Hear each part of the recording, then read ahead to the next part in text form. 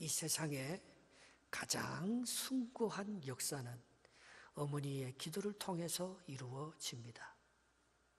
이스라엘 백성들이 가나안 땅에 들어갔다고 행복하지 않았습니다.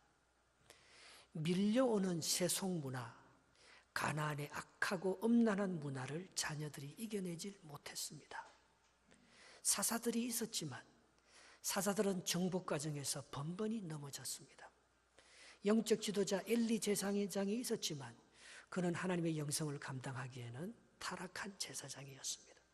그의 아들 홈리와 비느하스도 불량배고 하나님을 알지 못하는 믿지 않는 제사장의 자녀들이었습니다. 이스라엘의 앞날은 정말 어두워 보였습니다. 누가 이스라엘을 구원할지 아무도 모르는, 정치적으로나 도덕적으로나 영적으로나 또 자녀의 미래적으로나 희망이 보이지 않는 이 사사시대에 한 민족을 위해서 고통스럽게 울부짖는 기도하는 여인이 한 사람 있었습니다. 그 사람이 누굽니까? 오늘 본문에 등장하는 한나라는 여인이었습니다. 이 한나는 자식이 없었습니다. 그리고 자기 남편 엘가나는 고라의 후손입니다. 망한 레위 지파 가문입니다. 그는 제사장이 될 수도 없고 그의 가문은 모두 손가락질 받는 더러운 피, 아론을 반역한 피의 후손이라고 정죄받은 가문에 불과했습니다. 그러나 그는 그 민족을 위해서, 그 가문을 위해서 그 자기 남편의 첫 번째 부인도 아니었습니다. 한나는 세컨드였습니다. 위에 첫 번째 부인 분인나는 자식이 있어서 남편 사랑을 받지만 자기는 남편의 사랑도 자녀의 위로도 받지 못하는 안타까운 가운데서 하나님께 울부짖는 한 여인이 있었습니다. 그 사람이 한나였던 것입니다. 여러분, 이 한나의 기도는 민족을 살리고 한나의 기도는 가문, 망한 고라의 후손에 잃어버렸던 레위인의 가문을 회복시켜서 선지자 사무엘의 가문으로 이어지게 하고 하나님의 영광을 회복시키는 그 깊은 뿌리가 눈물 짓는 한나의 기도에서 출발되었다는 것입니다. 다윗이 그런 노래를 했지 않습니까? 내 영광아 깰지어다, 비파야 수금아 깰지어다, 내가 새벽을 깨우리로다. 기도하는 여인에게는 영광이, 그 가문의 영광을 다시 회복시킵니다. 기도하는 여인은 말입니다, 그 죽어버렸던 배역의 감성을 긍정과 희망의 감성으로 바꾸는, 비파와 수금을 깨우는 그런 영성이 오늘 이 한나의 가문의 눈물의 기도에 있었다는 거예요. 그리고 무엇보다도 그 민족적인 하나님께로부터 저버려져 가는 희망 없는 그 자녀들에게 새로운 생기를 불어넣어주는 역사의 새벽을 깨우는 그런 영성이 한나의 기도 속에 있었다는 것입니다. 위대한 사람 뒤에는 어머니의 기도가 있습니다. 모세의 어머니 요게벳, 디모데의 어머니 유니게, 어거스틴의 어머니 모니카, 웨슬레이의 어머니 수잔나, 이 세계에서 지금도 그 부요함을 2대째 이어가는 사람이 잘 없지 않습니까? 록펠러 가문은 계속해서 그 부요함을 이어가고 있습니다. 그 록펠러의 그 어머니 엘리나 데이비슨이라는 그 어머니가 이 록펠러 가문, 특별히 록펠러에게 신앙과 그 가르침이 그 가문에 가장 큰 영향력을 미쳤기 때문에 오늘도 록펠러 가문이 이렇게 부요한 신앙의 유산을 이어받은 그런 가문으로 손꼽히고 있습니다. 그 어머니가 자녀들에게 남겨준 10가지 유산이 있습니다. 첫 번째, 하나님을 친아버지로 섬겨라. 두 번째, 목사님을 하나님 다음으로 섬겨라. 세 번째, 주일 예배는 본교회에서 드려라. 네 번째, 예배 시간에는 항상 앞자리에 앉아라. 다섯째, 오른쪽 주머니는 11조로 구별해 두어라. 여섯 번째, 아무도 원수 만들지 말라. 일곱 번째, 새벽에 일찍 일어나 목표를 세우고 기도하라. 여덟 번째, 잠자리 들기 전에 하루를 반성하면서 또 기도하라. 아홉 번째, 성경을 매일 읽어라. 열 번째, 남을 힘껏 도와라. 이게 그 어머니가 자녀들에게 남겨준 유산이라는 것입니다. 하나님은 이스라엘을 회복시키기 위해서 한 여인을 준비했습니다. 하나님은 민족을 회복시키기 위해서, 가난한 민족을 부유하게 만들기 위해서 한 어머니의 헌신과 기도를 준비하고 있었다는 것입니다. 어머니들은 약하지 않습니다. 기도의 눈물은 결코 헛되지 않습니다. 자녀들을 탁하기 전에, 남편의 무능력을 탁하기 전에 어머니가, 여성이 어떤 영성을 가지고 기도하느냐에 따라서 우리 가정은, 우리 자녀들은 다른 민족으로, 다른 가문으로 바꾸어질 줄 믿습니다.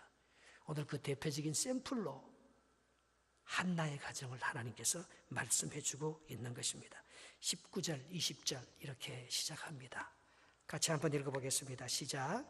그들이 아침에 일찍이 일어나 여호와 앞에 경배하고 돌아가 라마의 자기 집에 이르니라. 엘가나가 그의 아내 한나와 동침하매 여호와께서 그를 생각하신지라. 한나가 임신하고 때가 이르매 아들을 낳아 사무엘이라 이름하였으니 이는 내가 여호와께 그를 구하였다 함이더라 했습니다.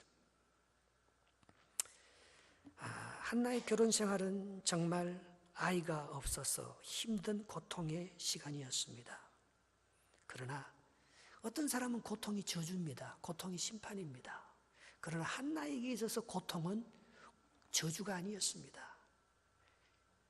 아기가 없고 고라의 후손이라는 망한 가문이고 민족적으로 자녀들이 다 타락해가는 오늘날과 같은 이런 참 어려운 시대에 한나는 희망을 갖고 하나님 앞에 나와서 간구하는, 매일 하나님 앞에 나와서 간구하는 기도의 여인이었습니다. 그는 가정의 형편을, 자신의 그 아픔을 눈물로 그렇게 기도할 때마다 다른 사람들에게 오해도 많이 받았습니다. 술 취한 여자라고, 미친 듯이 그렇게 기도하느냐고, 좀 점잖하게 기도하라고 말입니다. 한나는 점잖하게 기도할 수가 없었습니다. 그의 아픈 상황이 너무나 크게 달았기 때문에 말입니다. 여러분, 어떤 사람에게는 이런 아픔이 고통이 되고 심판이 되지만 어떤 사람에게는 이 아픔이 희망이 되고 축복이 됩니까? 그것은 나는 고라의 후손이기 때문에 내 조상의 죄로 말미암아 내가 당하는 고통은 당연한 거야. 여러분, 그렇게 내가 당하는 이 아픔과 이것을 나의 죄의 열매, 내 조상의 심판의 결과라고 생각하는 사람은 기도할 수가 없습니다. 베드로전서 3장 14절에 이렇게 말합니다. 같이 한번 읽어보겠습니다. 그러나 의를 위하여 고난을 받으면 복 있는 자니 그들이 두려워하는 것을 두려워하지 말며 근심하지 말고. 죄 때문에 두려워서 내가 받는 심판이라, 이게 나의 운명이라고 생각하는 사람들은 여러분, 세상을 바꿀 수가 없습니다. 여러분, 죄 때문에 심판 안 받는 사람 누가 있습니까? 우리 조상들이 다 깨끗한 사람 누가 있습니까? 성경에 나오는 인물 중에서 깨끗한 여자들 한 사람도 없대요. 성경에 나오는 여자 인물 5명은 다 우리가 생각하는 손가락질 받는 더러운 여자들이더라고요. 아니, 그래서 우리 조상의 죄 때문에, 내 죄 때문에 내가 심판을 받는다면 내가 받는 고난은 의로운 고난이 아니고 당연히 받아야 될 악한 고난이지 않습니까? 그렇게 생각하면 우리가 무슨 힘이 있어서 하나님 앞에 나와서 기도할 그런 은혜와 능력을 입을 수가 있겠습니까? 예수님은 나면서부터 소경된 자를 제자들이 불러와서 그렇게 정죄합니다. 이 사람이 소경된 것이 자기 부모 죄 때문입니까? 자기 죄 때문입니까? 전생에 이 사람이 무슨 나쁜 짓을 많이 했길래 이렇게 나면서부터 소경으로 태어나는 저주받은 인생으로 태어났습니까? 그때 예수님께서 뭐라고 말합니까?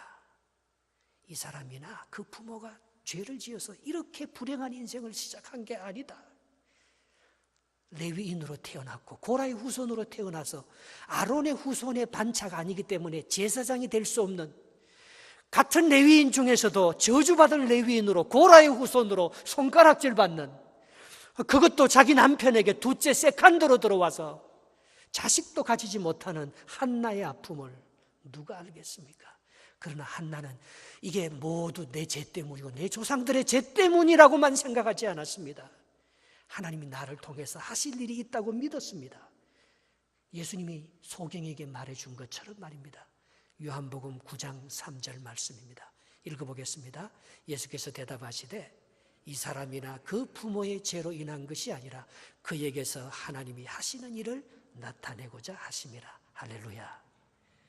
여러분이 기도하시면 여러분이 어떤 죄를 지었을지라도, 여러분의 조상이 어떤 패역한 그런 쓴 뿌리의 자손들이라도 하나님께서 우리를 회복시키는 역사가 일어날 줄 믿습니다. 예. 여러분, 사무엘은 인간의 작품이 아닙니다. 하나님의 작품입니다. 기도의 작품입니다.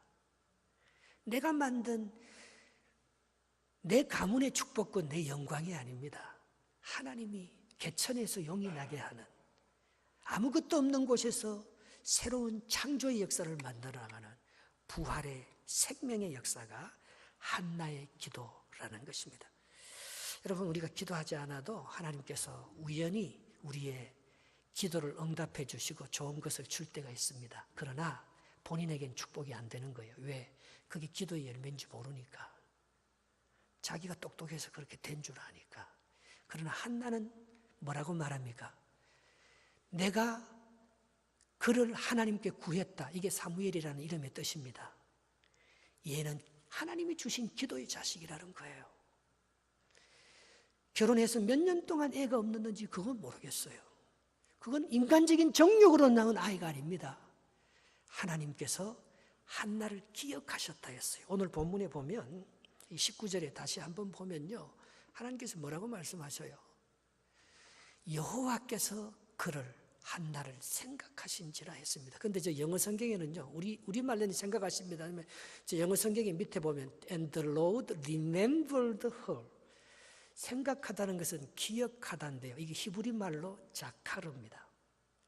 이 자카르는 히브리 동사는 7개의 형태를 띠고 있는데요, 그 중에서 사역 능동태가 자카르, 히필 동사라고 하는데요, 이것은 그냥 단순히 하나님께서 과거에 한나가 기도한 것을 생각했다, 그 정도가 아니고 하나님께서 패트리에이트, 하나님께서 한나의 마음의 내면 깊숙이 스며들어갔다. 한나의 생각 속에, 태 속에 하나님이 침투해 들어갔다, 하나님이 스며들어갔다, 그 뜻이 히필 동사 자카르라는 뜻입니다. 여러분이 기도할 때 하나님은 눈동자같이 우리를 보시고 우리 속으로 침투해 들어가면 하나님의 기적같은 역사가, 한나에게 일어났던 그 역사가 바로 우리에게도 일어나게 될 줄 믿습니다. 기도할 수 있는데 같이 합시다. 왜 걱정하십니까? 기도하면서 왜 염려하십니까? 기도할 수 있는데 왜 실망하십니까? 기도하면서 왜 방황하십니까? 주님 앞에 무릎 꿇고 간구해 보세요. 마음을 정결하게 뜻을 다하여 기도할 수 있는데 왜 걱정하십니까? 기도하면서 왜 염려하십니까? 한나가 기도해서 사무엘 얻었다고 위대한 어머니가 된 게 아닙니다. 여러분, 아들 없다가 아들 생겼는데 얼마나 좋고 기쁘겠어요. 그거 감사하자고, 그 서원에 응답해 주신 그 은혜에 감사하자고 남편 엘가나가 한나를 데리고 1년에 한 번씩 올라가는 매년제, 서원제를 드리기 위해서 성전에 올라갈 때 한나가 난 거기 안 간다고 말합니다. 이 아들을 준 거 감사해서 하나님 앞에 한 번 서원하는 것, 그게 하나님께서 내게 아들을 준 목적이 아니라고 생각합니다. 이 아들 절대 때까지는 내가 키우겠다는, 여러분 절대는데 얼마나 걸립니까? 여러분은 몇 살까지 젖을 먹었습니까? 한 두세 살까지 젖을 먹습니까? 이유식을 하고 밥을 먹을 수 있는 젖을 혼자 이 사무엘이 밥을 먹을 수 있을 때까지만 내가 키우다가 내가 그를 여호와 앞에 데려가는 날에는 평생에 하나님 앞에 있을 수 있도록 하나님만 섬기도록, 이건 내 아들이 아니고 우리 민족의 아들로 이스라엘의 백성으로 내가 그를 온전히 드리겠습니다. 남편 앞에 그런 얘기를 하는 거예요. 보통 여자가 아니죠. 여러분 기도 응답 받았으면 끝이지 않습니까? 아들 하나 낳기 얼마나 힘듭니까? 아들 하나 얻었으니까 내 아들로 잘 키워야 되지 않겠습니까? 그러나 이건 하나님이 주신 거기 때문에 내 아들이 아니라는 거예요. 이 아들은 하나님 앞에 드려야 될 헌신의 제물입니다. 그러니까 내가 미안하지만 하나님, 내가 두세 살까지는 내 아들로 내가 좀 키워보겠습니다. 그러나 밥 먹을 때부터는 엘리의 아들로, 제사장의 아들로, 하나님의 아들로 키울 수 있도록 내가 주님 전에 드리겠습니다. 22절 23절입니다. 22절 23절 한번 읽어보겠습니다. 시작. 오직 한나는 올라가지 아니하고 그의 남편에게 이르되 아이를 젖되거든 내가 그를 데리고 가서 여호와 앞에 뵙게 하고 거기에 영원히 있게 하리이다 하니, 그의 남편 엘가나가 그에게 이르되 그대의 소견에 좋은 대로 하여 그를 젖되기까지 기다리라. 오직 여호와께서 그의 말씀대로 이루어지기를 원하노라 하니라. 이에 그 여자가 그의 아들을 양육하며 그가 젖되기까지 기다리다가 했습니다. 여러분 참 우리의 내 거 아닙니까? 자식. 여러분 이 세상에 자식보다 더 귀한 건 뭐가 있습니까? 없지요. 천하를 준들 자식을 바꾸겠습니까? 그것도 없다가 기도하면서 하나밖에 없는 자식 아닙니까? 그걸 얻었는데 이 한나가 내가 이 아들을 평생을 여호와께 드리겠다고, 이 한나의 이 믿음이 임마누엘입니다. 임마누엘, 하나님 앞에서 내 아들을 자라게 하겠다. 하나님이 이 아들을 만져주기를 원한다. 그래서 한나가 위대한 기도의 어머니인 것입니다. 기도 응답 한 번 받았다고 좋아해서 자기 걸로 삼으면 그게 무슨 기도의 어머니입니까? 평생을 여호와 앞에 드리며 그 아들을 없는 것처럼 눈물로 기도하며 하나님과의 관계 속에서 만족하는 그 한나의 올곧은 신앙이야말로 하나님을 기쁘시게 하고 민족을 살리는 역사적인 영광을 깨우는 어머니의 기도가 될 수 있었다는 것입니다. 그 어머니의 영성의 크기예요. 그 어머니가 그런 위대한 아들을 만드는 거예요. 그 어머니의 헌신이 그 민족을 살리는 거예요. 그 어머니의 기도의 넓이와 그 깊이가 오늘 이 가정을 새롭게 만들고 역사를 만드는 새로운 인물의 역사를 만들어가는 거예요. 우리나라 여자 중에서 가장 위대한 여자를 여러분 누구라고 생각합니까? 우리나라 여자 중에서 여러분 누구라고 생각합니까? 2007년에 대한민국은 화폐에, 우리나라 역사상 화폐에 처음으로 여자 얼굴을 화폐에 넣었습니다. 그 사람이 누굽니까? 신사임당이에요. 신사임당의 원래 이름은 신인선입니다. 우리 교회 신유영도 있고 우리 교회 신인복도 있고 신세경인도 있더라고요. 제가 좋아하는 배우. 신씨들이요 잘 없어요.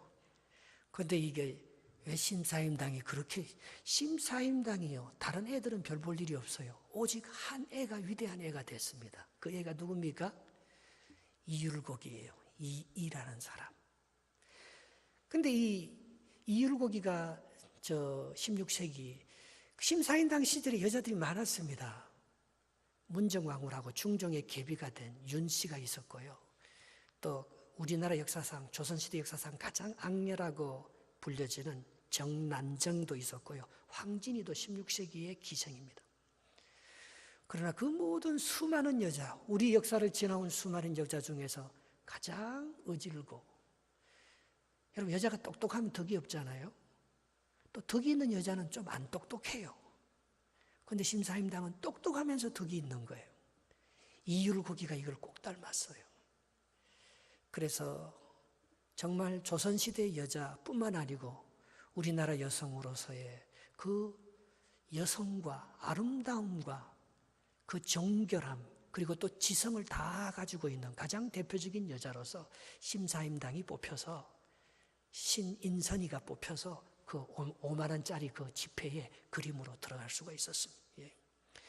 그 이 신사임당은요 뭘 좋아했는가 하면 그림을 좋아했어요. 신사임당이 제일 좋아하는 사람이 그 세종의 셋째 아들 양평대군이 꿈에서 본 그 환상의 세계를 그린 목류도원도.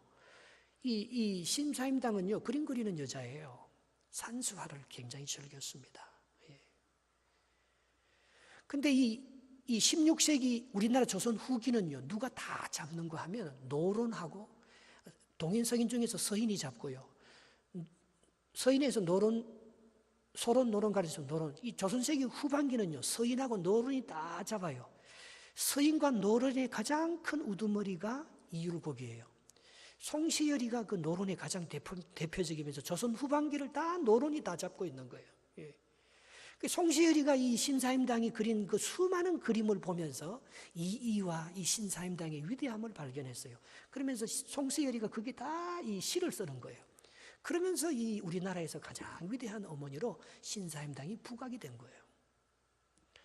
여러분, 어머니가 위대해서 위대한 게 아니고 자식이 위대해서 어머니가 위대해진 거예요, 다.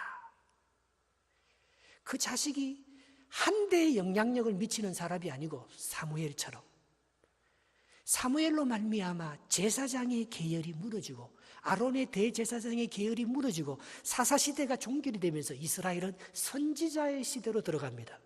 사사를 마무리하고 선지자의 새로운 역사를 쓰는 이스라엘의 새로운 희망과 하나님의 예언의 음성을 들려주는 위대한 새 출발, 그 사무엘, 바로 그의 어머니 한나의 그 눈물 어린 기도가 구시대의 옛날에 그 제사장적인 역사를 종지부짓고 새로운 이스라엘의 이 새로운 선지자의 역사를 만들어가는 하나님의 역사의 새 혁을 끊는 사무엘이라는 아들을 낳았기 때문에 한나가 위대한 거지. 한나가 아무리 위대한 기도를 했다고 해서 한나가 저절로 위대해진 거 아니에요. 이 이율곡이가 조선 후대를 이끌어가는 서인과 노론의 모든 우두머리인 이이가 위대하기 때문에 그 이이를 낳은 그의 어머니 신사임당이 위대한 어머니가 될 수 있었던 것입니다.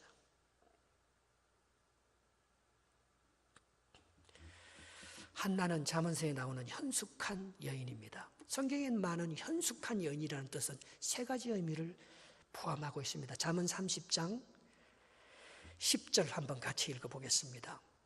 시작. 누가 현숙한 여인을 찾아 얻겠느냐? 그의 값은 진주보다 더하니라 했습니다. 성경에 나오는 현숙한 여인은 첫째, 하나님을 두려워하는 여인입니다. 하나님을 경외하는 여인입니다. 예. 여러분, 정말 이 하나님을 의지하는 어머니보다 더 세상에 겁나는 사람은 없습니다. 모든 두려움과 모든 한계를요 다 이길 수 있는 힘이 하나님을 두려워하는 경외에서 일어나게 될 줄 믿습니다. 두 번째, 이 하나님을 현숙한 여인이라서는 정결한 행실을 가진 여인입니다. 정숙해요. 참 아름답습니다. 여러분, 여인이 언제 아름답습니까? 예쁘면 아름답습니까? 얼굴이 예쁘게 치장하고 뭐 미모가 뛰어나면 여자가 아름답습니까? 여자의 아름다움이 어디에 있습니까? 베드로전서 3장 3절 4절 같이 한번 보겠습니다. 시작. 너희의 단장은 머리를 꾸미고 금을 차고 아름다운 옷을 입는 외모로 하지 말고 오직 마음에 숨은 사람. 저 마음에 숨은 사람이 뭐예요? 그 밑에 영어 자막 보십시오. That of your inner self. 내적 자. 여러분, 여인의 아름다움은 이 바깥에 있는 게 아닙니다. 왜 현숙한 여인 한나가 아름다워요? 왜 신사임당이 아름답습니까? 신사임당이 미스 코리아가 아닙니다. 쌍꺼풀 수술한 여인이 아닙니다. 왜 아름답습니까? 저기 봐요. 오직 마음의 숨은 자, 우리의 숨은 자, 낯선 나, 감추어진 못된 나, 이너 셀프가 있습니다. 이너 셀프. 이너 셀프를 온유하고 안정한 성령에 썩지 아니할 것으로 하라. 이는 하나님 앞에서 값진 여자니라. 이 이너 셀프, 낯선 나 말고 나답지 않는 정말 내가 실망한 못된 내 안에 또 다른 오늘 야곱이 만났던 그 얌체 같은 야곱 안에 있는 그 속이는 그 거짓자 이너 셀프 말입니다. 그것을 온유하고 따뜻한 하나님의 심령의 자아로 변화받을 때 그 여인은 아름다운 여인이 되고 그런 자의 자식은 영광스러운 열매를 이어가게 한다는 것을 말씀하고 있는 것입니다. 현숙한 여인의 세 번째 뜻이 있습니다. 하나님을 경외하고 이 속 이너 셀프를 아름답게 만드는, 그래서 행실이 겉과 속이 같은 그런 아름다운 여인이 현숙한 여인일 것입니다. 그러나 그보다도 더 현숙한 여인이 있습니다. 그것은 자손을 영원히 하나님께 드릴 수 있는 것, 내게 가장 귀한 자녀를 하나님 것으로 구별시켜 줄 수 있는 여자, 그게 현숙한 여자입니다. 오늘 한나가 그랬다는 거예요. 사무엘이 자기 게 아니잖아요. 여러분, 어머니한테서 이기적인 것만 배우고 자신의 관 속에서 갇혀있는 우물한 개구리만 배웠다면 어떻게 심사인당이 율곡을 만들고 어떻게 한나가 사무엘을 만들어서 새로운 시대를 열 수가 있겠습니까? 내 안에 갇힌 자, 내 안에 이기적인 욕망, 나의 뜻대로 내 자식만 잘되게 하려는 그 못된 자아의 마음으로는 위대한 하나님의 역사를 만들어갈 수 없을 것입니다. 기도 한 번 받고 자식을 낳을 수는 있겠죠. 그러나 그 자식을 통해서 하나님의 영광을 이어가는 진정한 축복의 통로는 되지 못하는 것이죠.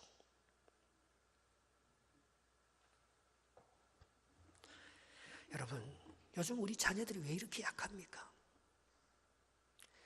왜 그리스도인 교회라는 이름이 왜 이렇게 욕을 먹는, 우리의 신앙이 이렇게 세상에 짓밟히는, 세상의 빛이요 소금이 아니고 성도라는 이름이 이렇게 값없는, 이렇게 미약한 우리의 신앙의 가치관으로 떨어진 그 원인이 어디에 있다고 생각합니까? 어디서 회복시킬 수가 있겠습니까? 이 현실을. 우리의 자녀를 정말 어떻게 강한 자녀로 만들 수, 우리의 교회의 영성을 하나님의 거룩한 교회로 다시 한번 회복시킬 수 있는 힘이 어디에 있다고 생각합니까? 저는 아무리 생각해봐도 어머니의 기도가 죽은 거예요. 무엇보다 어머니의 영성이 죽은 거예요. 어머니의 희생이 옛날 같지 않아요. 회복할 수 있는 길은 어머니밖에 없는 것 같아요. 남편이 자식을 회복하겠습니까? 예. 무너진 교회의 영성이, 가정이 안 되면 교회가 죽는 것은 가정이 죽기 때문에 교회가 죽는 거예요. 교회가 뿌리가 아니고 가정이 뿌리예요. 가정의 어머니가 뿌리예요. 어머니가 아내는 집안의 햇빛입니다. 어머니가 밝으면 남편이 아무리 신앙 좋아도 자녀들은 신앙 안 갖습니다. 어머니가 신앙이 좋으면 자녀들은 다 신앙으로 자랍니다. 왜? 엄마가 가정의 햇빛이기 때문에. 어머니가 밝으면, 어머니가 아침에 일어나서 기분 좋으면 남편과 자식들 다 기분이 좋습니다. 어머니가 믿음으로서 깊은 영성을 가지고 마음이 넓게 받아주기 시작하면 남편의 마음도 즐겁고 밖에 나가서 일을 해도 즐겁고 자식이 용기를 가지고 자존감이 높아지고 힘을 얻고 살아가는 모습을 볼 수가 있습니다. 어머니가 죽은 거예요. 어머니의 영성이, 어머니의 기도가 죽은 거예요. 옛날에 우리 시대 때는요, 전도 부인이라는 분이 참 목사님들 생기기 전에 교역자들이 한국 교회를 이끌어가기 전에 초대교회 선교사들에 의해서 제일 먼저 부녀자들과 노비 계열 천민들이 예수를 믿으면서 우리 한국 교회의 기도의 가정의 제단마다 전도 부인이라는 사람이 있었습니다. 그 어머니들의 그분들이 기도해 주면 병이 나요. 그분들이 기도해 주면 역사가 일어나는 그런 경우가 참 많았습니다. 우리 교회 시니어 대학 나오시는 분들 많잖아요. 시니어 대학. 그때 그분들이 우리 어머니는 전도 부인이었어요. 그렇게 고백하는 장면들이.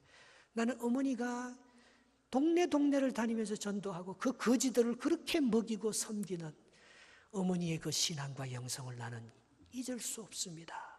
그게 한국교회를 살렸고 지금의 나의 신앙을 지탱해 주고 있습니다. 예. 지금 그게 없어진 거예요. 예. 여러분, 우리는 우리 자녀들을 너무 세속적인 가치관으로 키우는 거예요. 우리는 너무 이 세상을 너무 부러워하는 거예요. 예수 믿어도.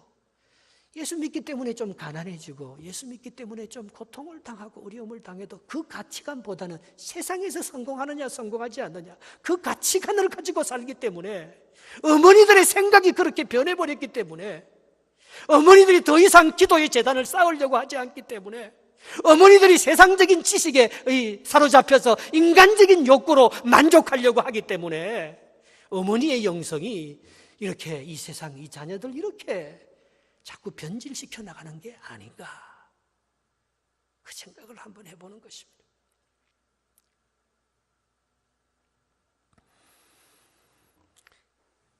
한나가 젖을 딱 떼고 사무엘을 데리고 어디 올라갔습니까? 성전에 올라가서 정말 하고 싶은 말이 있었습니다. 26절 엘리에게 하고 싶은 말이 있었습니다. 같이 한번 읽어보겠습니다. 26절 시작. 한나가 이르되 내 주여 당신의 사심으로 맹세하나이다. 나는 여기서 내 주 당신 곁에 서서 여호와께 기도하던 여자라. 제가 누군지 아시겠습니까? 엘리가 보고 깜짝 놀라는 거예요. 이 아들이 어떻게 해서 낳은 아들인지 아시겠습니까? 당신이 날 알지 않습니까? 나는 여기서 당신 앞에서 매일매일 기도하던 그 여자입니다. 이 말이 하고 싶었던 거예요. 여러분 자녀들에게 남기줄 유산이 무엇입니까? 여러분 하나님 앞에 서서 하실 말이 무엇이겠습니까? 내가 매일매일 이 자리에 와서 저는요 우리 한국교회가 어려워지고 참 어려워질 때 우리 여자들이 세운 대한기도원이라고 있어요. 대한기도원이 우리나라 기도원 운동의 효시입니다. 감리교에서 세웠는데요. 예, 정철 그 선생님 우리 토론토에도 대한기도원이 있어요. 전 세계 어디 가도 그건 구국재단이에요. 여자들이 세운 구국재단이에요. 참 남자들이 총칼로 우리 민족을 지킨 것 같지만은요 우리의 믿음의 선조들이 기도하면서 민족을 지키고 자식을 살리고 남편들을 성공시켰어요. 오늘 엘리한테 가서 한나가 하고 싶은 말은 다 하나입니다. 내가 매일 여기 바로 앉아서 당신 앞에서 눈물로 기도하던 그 여자입니다. 제가 최고의 위대한 여자 아닙니까? 여러분 기도의 영성을 빼앗기면 다 빼앗기는 거예요. 그러나 여러분들이 기도의 영성을 회복하면 다 회복이 됩니다. 피곤한 것보다 내가 아침에 일찍 일어나서 더 많이 무슨 일을 하는 것보다 하나님 앞에 눈물로 기도하는 한나의 기도가 사무엘을 낳고 제사장의 타락한 영성을 선지자의 영성으로 회복시키며 이스라엘의 후반전을 하나님과 함께 할 수 있는 희망의 민족으로 바꾸어는 내가 매일 아침 여기 와서 당신 앞에서 눈물로 기도하던 그 여자입니다. 내가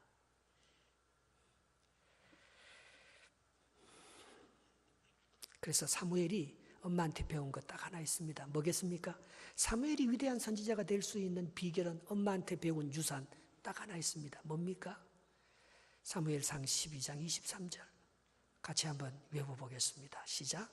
나는 너희를 위하여 기도하기를 쉬는 죄를 여호와 앞에서 결단코 범하지 아니하고 선하고 아름다운 길을 너희에게 가르칠 것이며 선하고 아름다운 길이라는 것은 하루도 빼지 않고 내가 너희를 위해서 기도하기를 쉬는 죄를 결단코 범하지 아니하겠다고.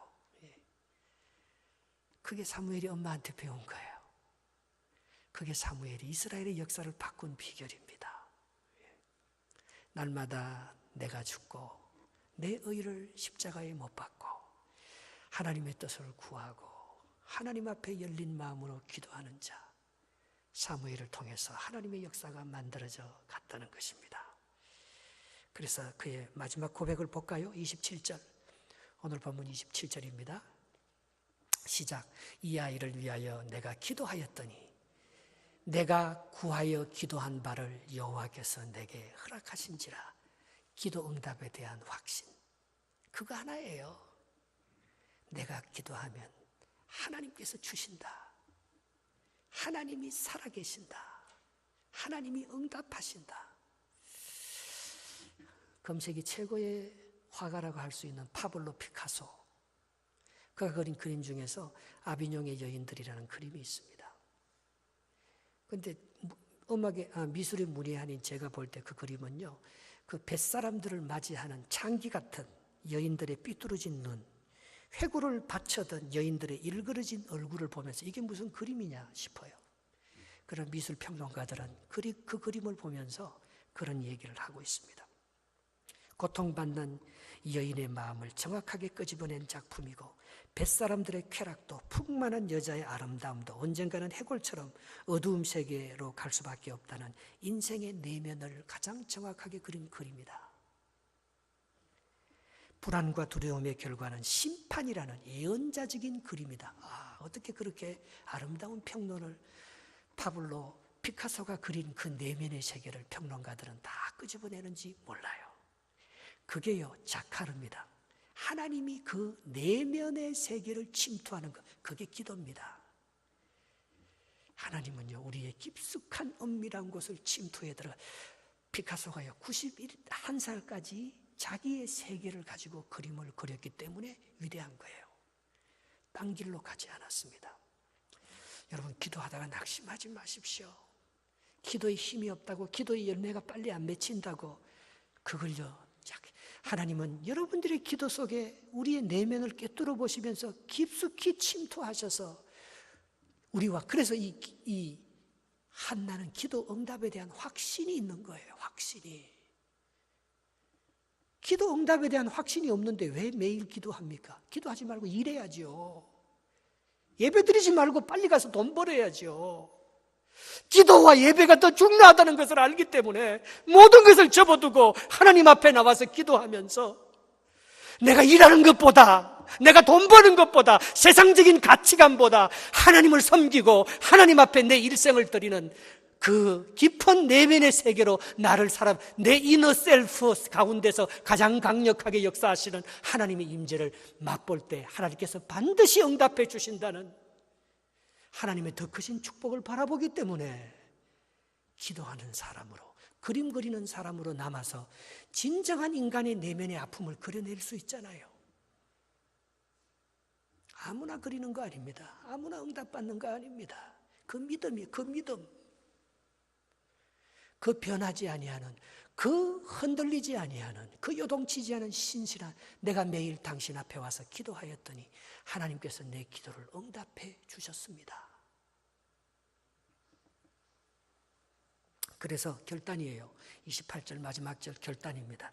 같이 읽어보겠습니다. 그러므로 나도 그를 여호와께 드리되 그의 평생을 여호와께 드리나이다 하고 그가 거기서 여호와께 경배하니라.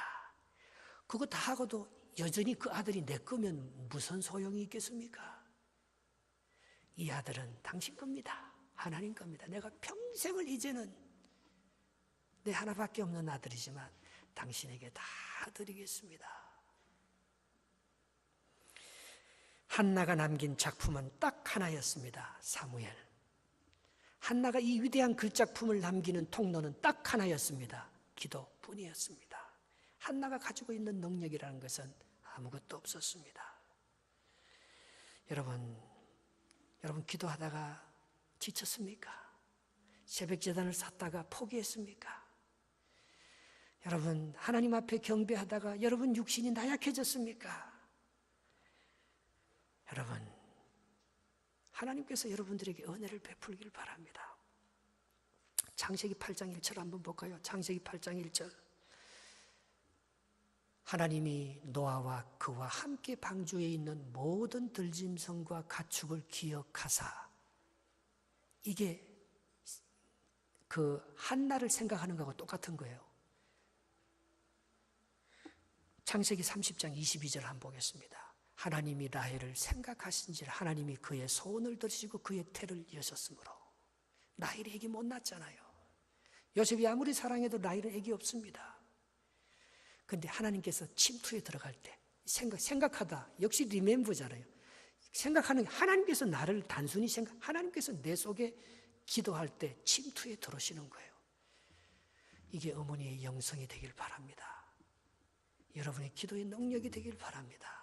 세상을 바꾸는, 가문을 회복시키는, 역사의 불안과 두려움을 끝내고 새로운 희망의 역사, 제사장의 시대를 종지부짓고 선지자의 시대를 새롭게 여는 하나님의 나라의 주인공으로서 여러분의 어머니들이 회복되면서 가정이 회복되고 자녀들이 회복되는 놀라운 축복이 저와 여러분 가문에 있으시기를 주님의 이름으로 축원합니다.